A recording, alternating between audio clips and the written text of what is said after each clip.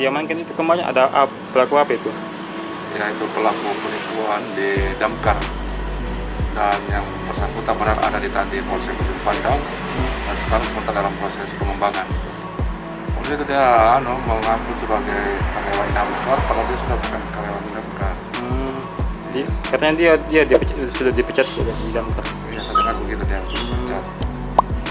Saat ini pelaku diamankan di mana? Di sini dia